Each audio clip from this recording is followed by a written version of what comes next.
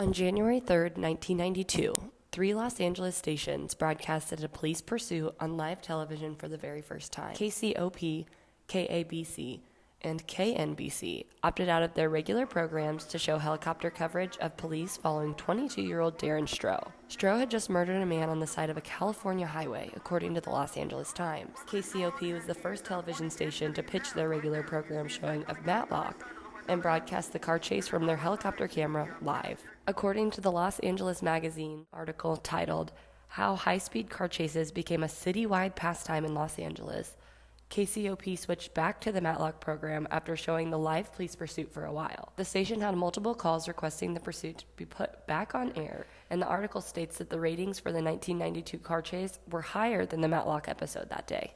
The next day, news outlets like the New York Times and the Los Angeles Times headlined the new media sensation of live police pursuits. The New York Times article said helicopter pilot reporters said they were in the air filming a rainstorm and its effects when they heard a police broadcast that the CHP was pursuing Stroh.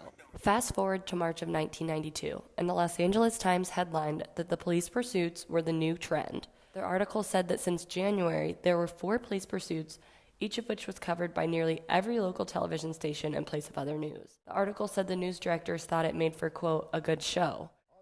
In 1994, O.J. Simpson was accused of murdering his ex-wife, Nicole Brown Simpson.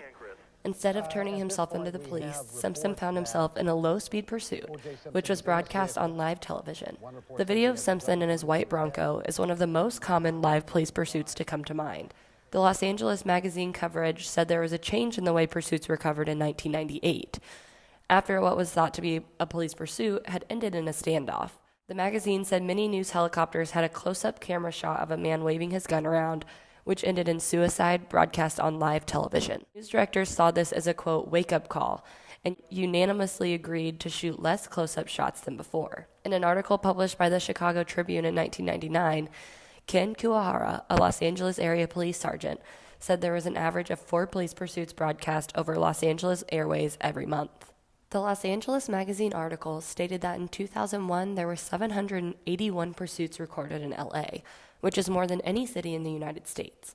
This evidence helps to make sense of why Los Angeles is known for its live coverage so heavily. In February of 2003, Los Angeles Mayor Jim Hahn, along with multiple police associations, sent a letter to news directors of television stations asking them to consider reducing the amount of police car chase coverage that they broadcast. The article states that Barbara Cochran, the president of Radio Television News Directors Association, said officials are completely out of bounds to request that the media restrict the coverage of the pursuit.